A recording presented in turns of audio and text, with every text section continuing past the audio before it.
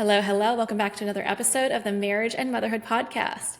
This episode is a really fun one because this is something I haven't done before on the show. And I'm here with Navarre Wilborn, and she also is a marriage coach. And we're actually going to air this particular episode on both of our podcasts. Okay. So if you're not coming here on the Marriage and Motherhood podcast, then you're likely coming from Navarre's show. So, hi, I'm Michelle Purta. I'm a marriage coach, and I'm so excited to be here to talk about the topic of boundaries versus ultimatums. Are they the same? Are they different? We actually don't know the answer yet. We're going to figure that out in this conversation. And for those who are on my show, this is Navarre. Welcome, Navarre. Hi. This is so fun. Okay, so this wasn't the plan until like 40 seconds before we hit the record button. So we were supposed to just record an episode for one of our shows, and we decided we're doing it for both. So yes, my name is Navarre Wilborn, and to all my listeners, welcome to Childproof Your Marriage, my podcast all about helping parents reprioritize their marriage after having children. And so for those that didn't listen to our previous episode, Michelle, you and I actually did a part one of this topic. And on my show, it's going to be the week right before this. Part one was all about what are boundaries and how do we implement healthy boundaries in a relationship. And part two today is there a difference between a boundary and an ultimatum? And like you said, we don't actually know our own opinion about that. So we're going to wing it. Yeah. So, where do we start? You want to kick it off? Yeah, sure. So I actually listened to our first episode so I could remember what we said, but we did a really, really nice job of explaining and defining what a boundary is. And then we kind of talked about how boundaries can be implemented well in a relationship. So we talked about, that a boundary is really about teaching people how to treat us, and that it's not about the other person. It's about us. It's about, here's what I need, and how do I get the person that I'm in a relationship with to provide the things that I need for me. And what I mean by that is not a manipulation or all about me. It's if I'm having an issue with some aspect of our relationship, like in communication, for example, I shut down when someone comes at me with a heavy tone. So then my boundary needs to be to explain to my partner, my spouse, say, listen, from now on, if you come to me in a tone that's really, really upsetting to me, or these words, I've already made it clear that those words are upsetting, these trigger terms or whatever. If you come to me with those, I'm going to remove myself from the conversation. I'm going to hold up maybe 3 fingers because that's the code that you and I are coming up with, or 4, or just a hand, like a stop sign. And that's my code for, I am feeling really uncomfortable. I need to remove myself. And once I do this, this is going to be healthier for us. And then I will come back when I've calmed down. So that's me setting a boundary. The boundary isn't, I told you I don't like those words, and every time you come at me with those words, blah, blah, blah, blah, blah, right? So we defined boundaries. We gave a lot of explanations and examples, and then we talked about how to implement it correctly and kind of the pros and cons. So recap. So part 2, Michelle, what is an ultimatum? Should we Google? Yeah, let's Google it. I feel like that's a great start, let's see what Google defines. Okay, an ultimatum, according to Google, is a final demand or statement of terms, the rejection of which will result in retaliation or a breakdown in relations. Ooh. Right? That latter half is a big thing. Rejection of which will result in retaliation. So if you don't do what I tell you to do, we're going to have a breakdown of some sort. Yes. Yeah. But retaliation is a very offensive word, right? Whereas how we define boundaries, it's very much, okay, if this, then that. I'm not doing anything to you. I'm doing something with myself to protect myself, right? It's not like with your example, if you use a harsh tone with me, I'm going to continuously tell you to stop and make you shut up. No, I'm removing myself from the situation so that I can regulate myself. Yep. That is very different. Yeah, very. Because I think when we talk about the need for a boundary, it's usually because of something of it's the behavior that we are trying to change is one that is creating a problem. in our lives. Mm-hmm. It's not, again, the goal is not to assert control over the person that we're in a relationship with. It's to improve the relationship. And there are lots of examples you can think of, but when you talk about an ultimatum, it's usually, I want this. If you don't give me this, then I'm done. And the confusion there is boundaries can be about the same issue. Like the problem itself, the I want this, if you don't give me this, the issue can be the same. The delivery and the message and the meaning is really what differentiates, I think, a boundary from an ultimatum. So if I say, give me this or else, that's an ultimatum. Or if I say, I am no longer going to stand for this, I'm going to remove myself. If this doesn't change, I'm done. So the result can be the same. The control and the approach, control of others versus the control of self. Maybe let's distinguish Yeah, that. What's I the agree difference with between that. that? I agree with that because when I hear ultimatum, I don't know about you, but when I hear ultimatum, it means if you do this, provide this for me, then I will stay. If you do not, then I will leave. Yeah. Right? So it's conditional. But there are situations in marriages where there's a compatibility issue, but it would be a boundary or an expression of your needs if you say, in a relationship, I need these things. And it doesn't seem like this relationship is providing that to me. That's different because it's not an attack. It's not saying, I need this from you. I need this from any relationship that I'm in. I just so happen to be in a relationship with you at this moment. And when I don't have it, then I don't feel secure, whatever, satisfied in the relationship. And so I feel like ultimatum is like you said, exerting control over someone, saying, "Hey, if you want to stay with me, you got to do this." Whereas I feel like I don't even know if boundary is the right word when it comes to talking about compatibility. Is it? I mean, I think it depends on the situation. I think if the boundary, if the issue is, look, I'm not, I'm not capable of responding well to that style. Like you want me to do this, and I just don't. That doesn't fit me. So it is my bound. Like I could give in, do the Mm-hmm. thing that's really not comfortable for myself, and that way compromise or meet in the middle. But by doing that, I'm going to be giving up something that is, it's too much. It takes away from my ability to be really genuine and organic in this relationship. So I have to say no. I have to put up my own boundary, my own line, and say I can't do that. Now, if the result is that you're also not able to cross a certain point, and meeting in the middle really becomes kind of impossible, then we're not compatible. But for each of us to get to that point, we have to figure out, what do we want?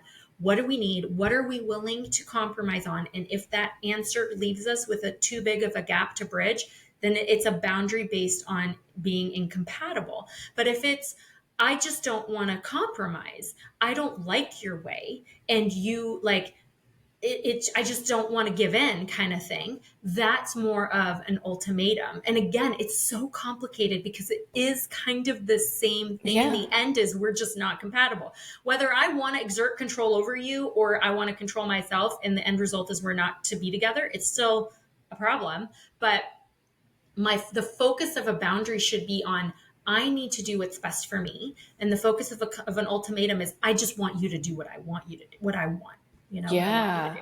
So I feel like if we take a look at it from there, from that perspective, an ultimatum will ultimately, no, is that a pun? I don't know, whatever. Yeah, roll with Um, it. it will ultimately shift the power dynamics in the relationship Yep. that your relationship may or may not be able to recover from because there is a lack of partnership and responsibility on behalf of the person giving the ultimatum. Whereas a Yes. boundary is very much like, I feel like the tone of a boundary is a lot more self aware and a lot more neutral versus an ultimatum. Would you Yes. agree? 100%. Okay. So as you were saying that, what I was thinking is, for example, that's like me saying, hey, I don't want to do this. So I'm going to go ahead and say, here's my stopping point. I want you to take that. I want you to think about that and decide how you feel about that. If that bothers you, then we're going to have to figure out either we can compromise or we're just on opposite sides. So in basically a boundary is I am giving you an opportunity to think about where I'm coming from and make a decision for yourself based on where you know my line is. An ultimatum is I don't care what you want. If you don't do this, so it's right here, right now, pressure, pressure, pressure. If Yes. you don't do what I want you to do, we're done. So, one, a boundary should be no pressure. If you don't like it, best of luck to you. The Yeah. other is do it or else, and then the guilt and the like, I'm putting pressure on you to do what I want you to do. So, boundary ultimately gives you a choice, and ultimatum removes choices from you and gives Yes. me the control. Yes. And it's an exertion of power, Yes. right? It's very emotionally driven. Like, if you don't follow through on this, then I'm going to make your life a living hell, whether it means I'm leaving or, we're both going to separate, but I'm going to make you Yeah. really regret not following through and doing what I want you to do. Whereas the other one has a sense of autonomy given to both sides. It's like Yeah. you get to make a decision that's best for you, and I get to make a decision that's best for me. And I'm sharing with you, like I'm putting all the cards on the table so you know what we're dealing with. Yeah. Whereas in the ultimatum standpoint, it seems a lot more rigid and less compassion. Yeah. Yeah. It's less about the relationship and it's more about the person getting what they Yeah. want. So I have an example and this would be fun. So this whole topic, when a few months ago, I was like, I want to do an episode about boundaries versus ultimatum. It came because of a conversation I was having with a client. I'm a therapist, right? So one of my clients, and I make him listen to this and he's going to know what we're talking about.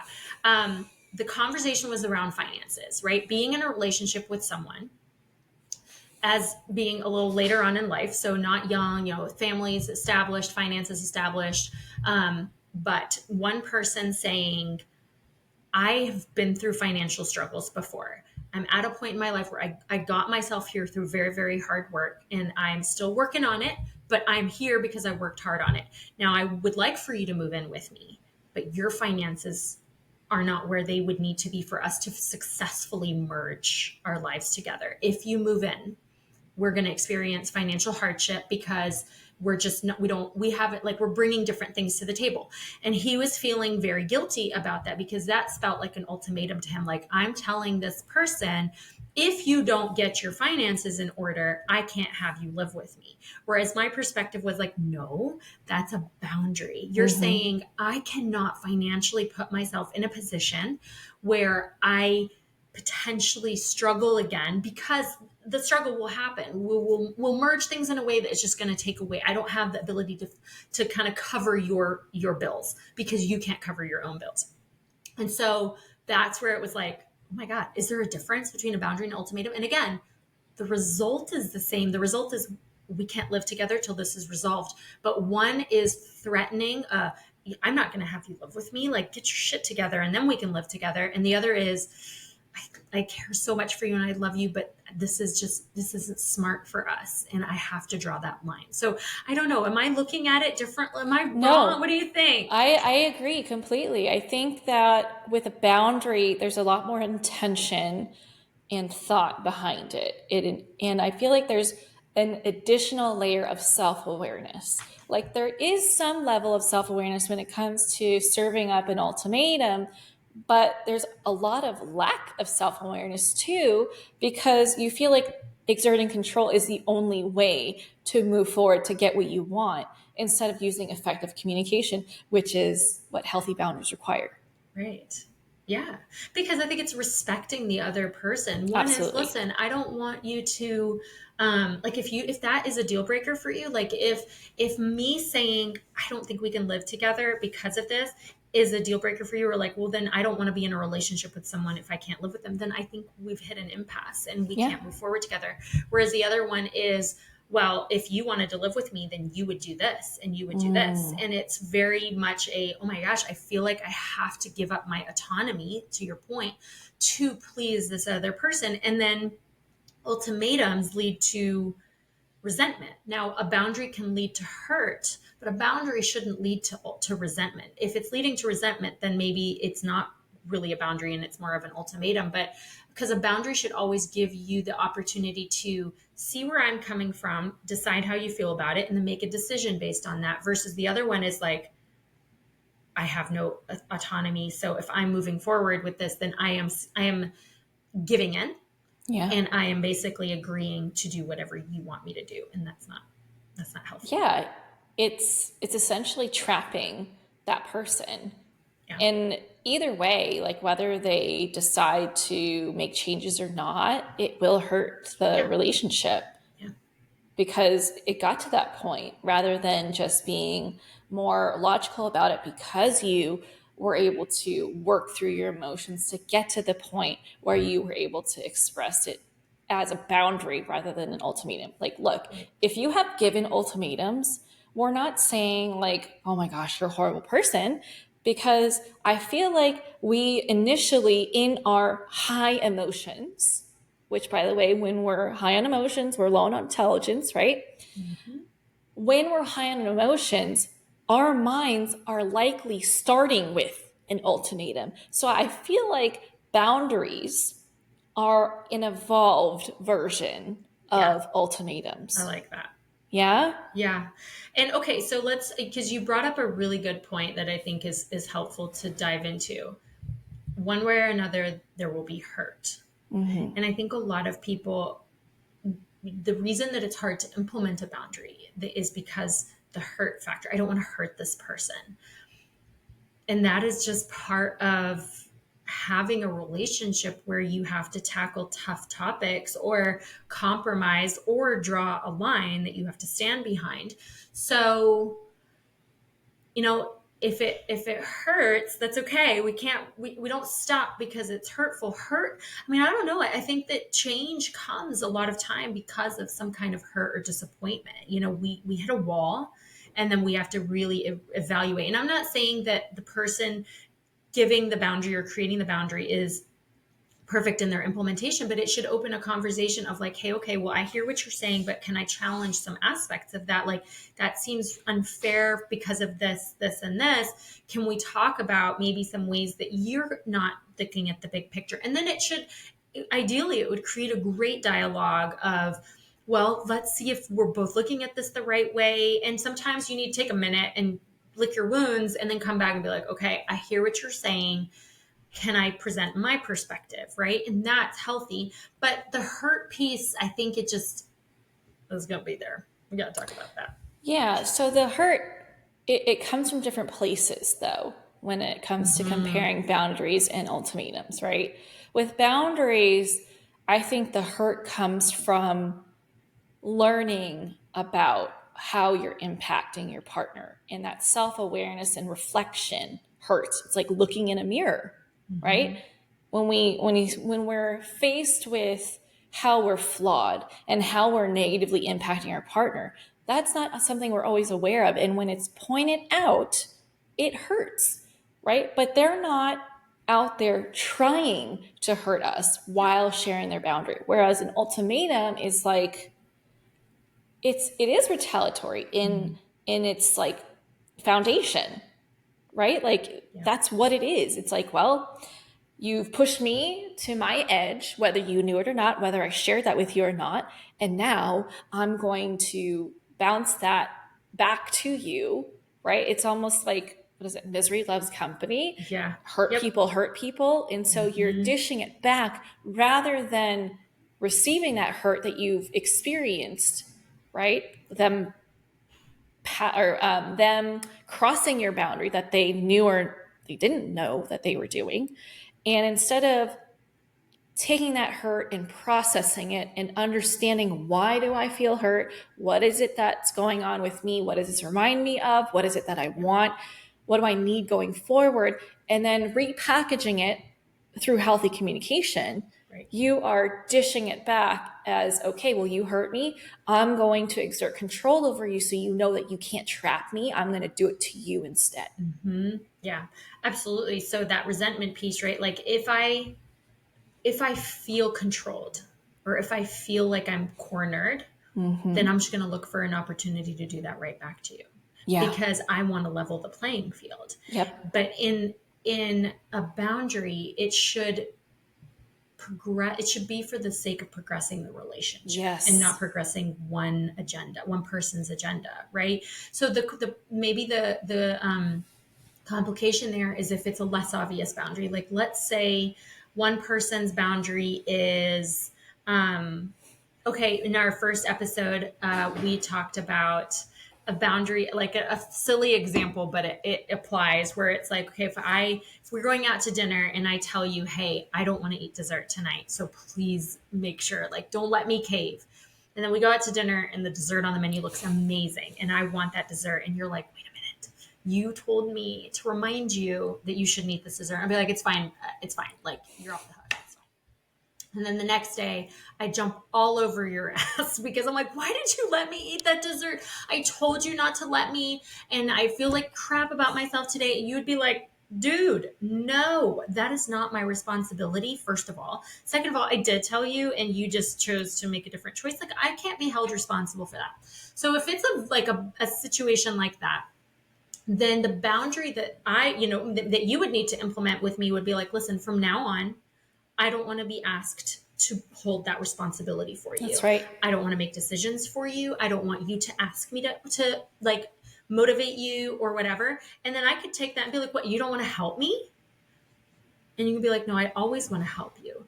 But that is not helpful to you. And that is not healthy for our relationship. If you put me in that position where you want me to tell you what to do or hold you accountable, then you're putting me in a place where then I feel like I'm a parent, and then you resent me for either giving you that instruction that you told me to give you or not holding you to it. So for the sake of our relationship, I am drawing a line. I am no longer going to be given that responsibility. That is a healthy boundary. That's not, Absolutely. an ultimatum version of that would be, ask me one more time and then I'm never going to go out with you again. Like, that would be Yes. really ugly. That's not a Yes. boundary. That's just No. anger. And I guess a good way to think about it is like, does it sound like your kids when they're arguing with each other? Like, if you do that one more time, then I'm not going to play with you anymore. So if it has that Yes.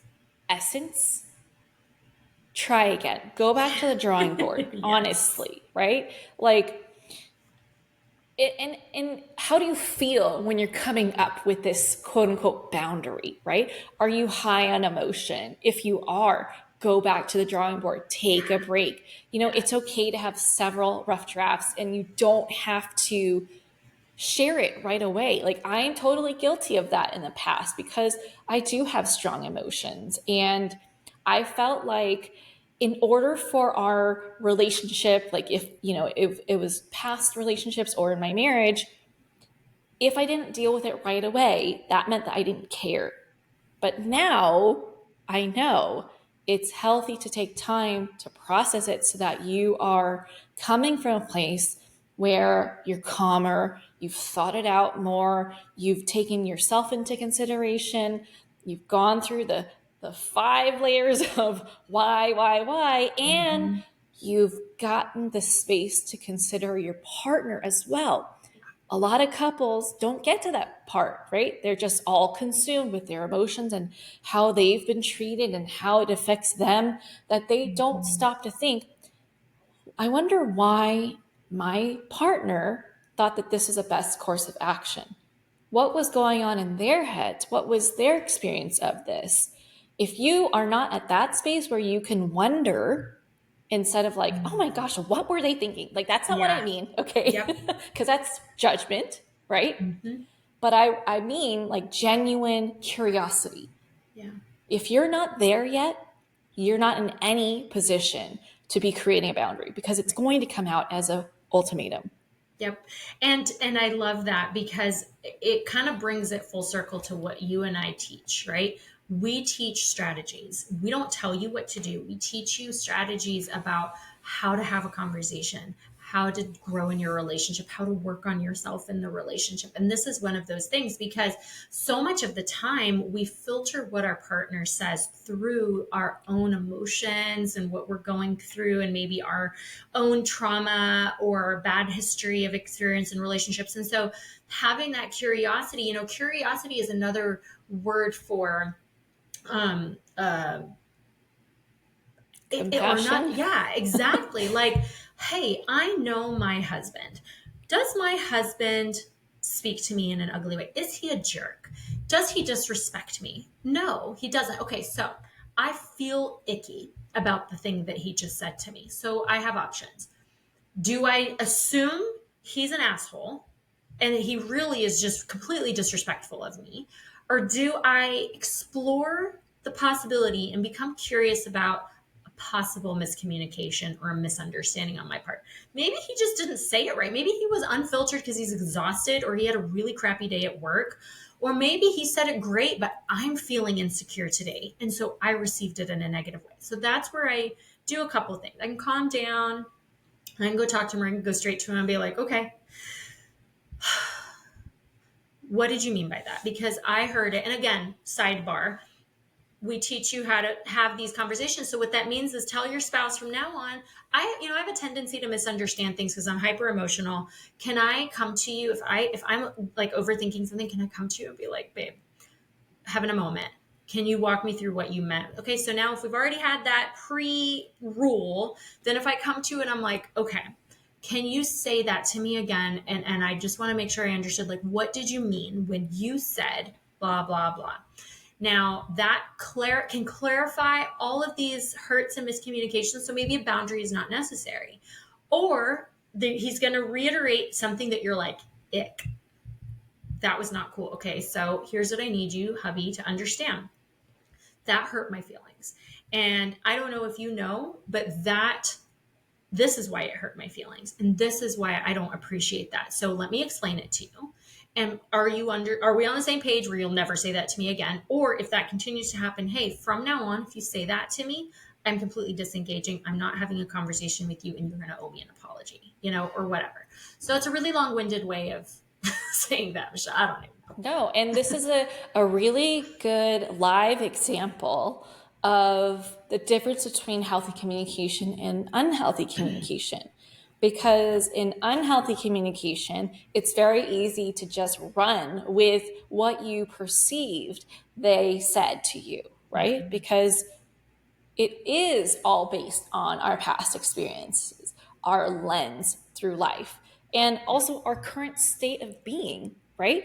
Because if you were someone who was in relationships where there was a lot of like name calling or criticism, or maybe your parents were, verbally abusive unintentionally, hopefully, Mm-hmm. right? Mm-hmm. And your partner says something that reminds you of that, your mind, your emotions, your whole body is going to take you back to that part of your life where that was a thing, and you're going to interpret it so much differently than how he probably meant it. And he over there is like neutral about saying Yeah. whatever he's saying. And meanwhile, you're building up a million stories in your head about how he's such an Mm-hmm. asshole. How could he do this to you? Does he even love you? And what does this mean? And you're like moving at 100 miles an hour, and he has absolutely zero clue until you open your mouth. Now, when you have and build up that self awareness, you will think to question it. But before you work on yourself, right? Or with either of us as a marriage coach, you're probably going to just run with what you first perceive, and you're going to go at him. And he's like, what the hell is happening here? Why are you coming at Mm-hmm. me? What is wrong with you? And that's where we get into that hole where it's like you two are having two completely different conversations, and this is what leads to unresolved communication, resentment, frustration, anger, and just a whole slew of issues that continue to build on each other until you figure out how to pause in the moments of breakdowns and really figure out, where did we break down here? Yeah. How did And yeah, how do we misinterpret what was going on so we can move forward? right. Yeah. And I think it cycles back to the ultimatum. I Yeah. don't like the way he talks to me. So Hmm. that's it. I'm going to give him an ultimatum. If he talks like that to me again, and a lot of the time, to your point, it you have misunderstood, or he just needs coaching from you as his partner on what you need and how you need it. I think, and as the member of my marriage who is much more sensitive, I have always been much more emotional and sensitive than my husband. I've grown tremendously in the 20 years that we've been together. But I remember when I was younger and less self-aware and had done less work on myself, feeling so incredulous, like how could he even talk to me that way, and why would he say that to me, or how could he be so inconsiderate and rude? And then when I learned to like talk to him about it, I realized, first of all, he completely, we're like you said, we were on completely different pages about what was said and how it was said. He's like, that's not what I said, that's not what I meant. And it could have come out of his mouth in a way that was less optimal, but it sure as hell wasn't as bad as I had interpreted it in my head.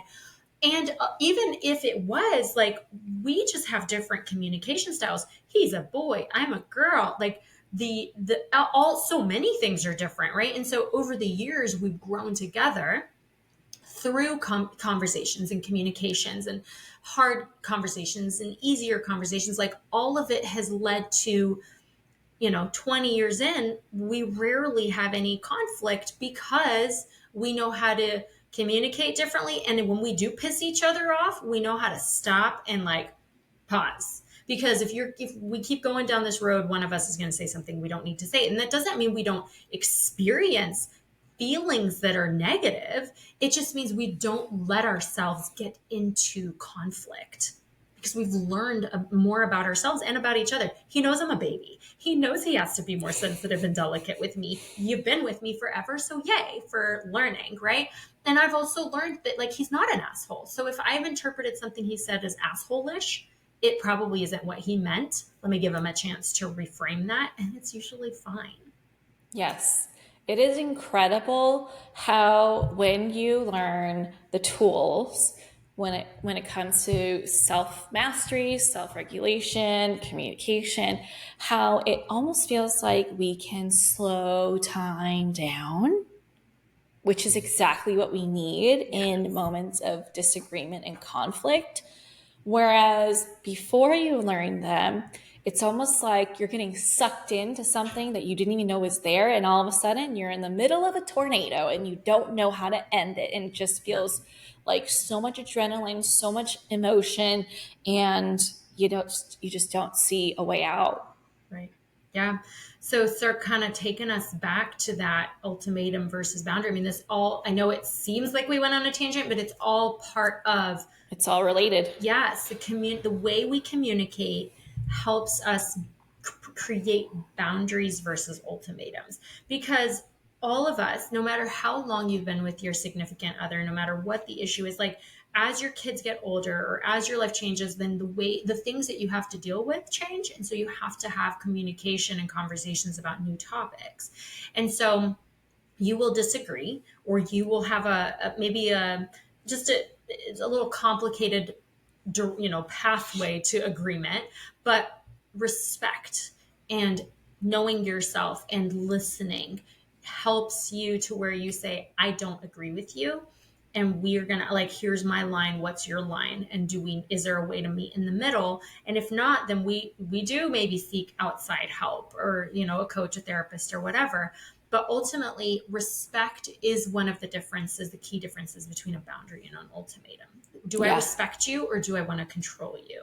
Do I exactly. value that you have a voice and autonomy, or do I think you just need to do what I want because I matter more than you do? Yeah. And I think if you find yourself at that point where you want to give an ultimatum, I want you to think about the long term effects that it has on your marriage. Do you want him to quote unquote fall in line so he doesn't lose you? Or do you want him to actually choose to honor your boundaries? Right? Like, Yep. I wouldn't want to stay with someone just because I made them. I would want to know that they're choosing that this is worth it to them to compromise. Mm-hmm. Yeah. You know, it makes me think of day-to-day examples because I think of a lot of people, men or women, who are very they just don't listen. They don't consider the other person in the day-to-day decisions. Like, well, we're going here, we're doing this is what time. And even if it's like, even if you are the default parent and you're the one that really does primarily run the home and the appointments and whatever, there's just something to be said about being considerate and being like, hey, spouse, kiddo so and so has an appointment at this time. I'm going to go get this kid. Are you good? Does your schedule align? Do you need me? Like, did you want to do that? Like, it's just being like inclusive of that person, because then little things like, you have to go pick up the kid at this time. Okay, that wasn't very nice. Can you ask me? Like, hey, I have this. Can you get this other kid? Yeah, sure. But that goes both ways. You know, there's some people that are like, well, I'm always the one that's having to coordinate. So why do I always have to be the one asking? No, you both should be, hey, thanks for picking up the kid, or hey, can you please pick up the kid? Like, it's this whole thing. And so if, you know, a boundary can just be, hey, from now on, do you mind asking me instead of telling me? So I really don't enjoy it when you text me and say you must do, or like, go do this, or at this time you have to be here. I don't work well with that. Can you please just be kinder in your approach? That's a boundary. Yeah, absolutely. Um, I think it all comes down to how much are you being partners? Is it interdependence or is it independence and dependence, right? Because we want to strive for interdependence in the relationship. Yep. We want to consider every party in the situation, how they feel about it, not making decisions unilaterally or just deferring to someone to make all the decisions if that's not the agreed upon dynamic. Because I know there's different kinds of dynamics in different Yeah. relationships, right? But rather, is this something that everyone is all on board with, which Mm-hmm. is respect at its Mm-hmm. core? Yeah. And things change. You could have started out with one dynamic, and circumstantially, or just preference, whatever, you're like, I don't like that anymore. I don't want that to be my prime responsibility anymore. Or look, now we have more than one kid and it's just not sustainable. That's where you sit down and you say, look, let's brainstorm new ideas. I can't be in two places at once. You can't be at two places at once. What are we going to do? And then that is what kind of nurtures growth and being on the same page and being interdependent, because it shouldn't be up to one person to solve an issue in the home and then just tell the other person. Now, you might have certain delegated responsibilities, like, hey, I don't want to, like, just tell me where to be, figure it out, tell me where to be. Agree, because when I step in and try to plan that, I piss you off and I'm not good at it, right? So that's okay, but everyone has to be on board with that, because what a lot of what you and I run into is one person has a responsibility and the other person doesn't like being left out, or the person with the responsibility is bitter about having that responsibility. Like, there's a lot of silent dissatisfaction, and that's what leads to unhealthy communication, and that's what leads to ultimatums. Like, it's just, there's so many roads towards an ultimatum, and roads that should, if just, you know, taken differently, if paths could be altered just a little bit, it could lead instead to a healthy boundary, and then everyone will be happier. But instead, it's that silent resentment that leads to an explosion of an ultimatum. Yeah, and what you just shared reminded me of what I run into a lot with couples is that they each fall into roles that they didn't decide. You know, like it's kind of like, oh, I'll fill in here because I'm available and I'm capable and it's just easier if I do it. And then next thing you know, you're like, wait a minute, why do I have so much more to do? And why am I burned out and you seem like you're living large and thriving? And you get resentful. But I think from this whole conversation, what I'm gathering, right, is respect and healthy communication is what's going to yield you a much better result when it comes to handling issues in the marriage, right? Like this will help you get to healthy boundaries and avoid ultimatums, which will then create more mutual satisfaction, Yep. no matter what ends up happening, right? If you end up divorcing, let me tell you, okay, like my parents are divorced. I've supported my clients who wanted to get a divorce. I will tell you, even though you have decided you want to go that route, you still got to work on communication because you want to be in a position to have clear communication with your co-parent. Yes. Because once they're your co-parent and not your partner anymore, they have literally much less, maybe even zero reason to work with you. Yeah. They can make your life a living hell. So no matter what condition your relationship is in, you still got to work on that respect and healthy communication. Yes, ma'am. 100%. I love it. It's beautiful. So, in conclusion, people need to listen to part 1 and part 2 of our Yes. conversations. I'll send it to you because we had recorded part 1 on my end. So I will send it to you if you want to post it so they can listen to both on your Yeah. podcast and they'll listen Yeah. to both on mine. And then I think we kind of bring it back to, yeah, kind of the summary of the takeaways. Like, look at your partner, your spouse through the lens of your partner, your friend, someone that you want to lift up. And if the way that you treat them is mainly benefiting what you want, then you're being a selfish partner. You're not being a team player. You're hogging the ball on the court. You're not playing well with others. So just make sure you're passing the ball. Make sure you're constantly looking around, seeing where your partner is. Are they keeping up? Do you need to slow down? Do you need to help them come forward? Because you should never be or want to be in a position where you have power over your spouse. We don't ever want that. No, no. And I just want to put this out there. I do tend to be more self absorbed, but I would never say that I am selfish because I'm not consciously deciding not to care about other people. It's just that sometimes I just get stuck in my own experience. So even if listening to this, you're like, oh shit, I am actually being a selfish partner right now. It's okay. The fact that you are realizing that means that you can make a change for the better to support your marriage, to help your partner feel more seen and heard. Yeah. Okay. So no need to label, just recognize like, Yeah. oh, this is an area of growth for me. I haven't been very considerate about this. Yep. I've only been considerate in these areas. Okay. It doesn't mean that you're selfish across the board, No. but maybe there's just one area that you could be more thoughtful and compassionate towards your partner for and just work on it. There's always Yeah. something to work on in your marriage. Even us too, like we've Oh, got stuff to always. work through.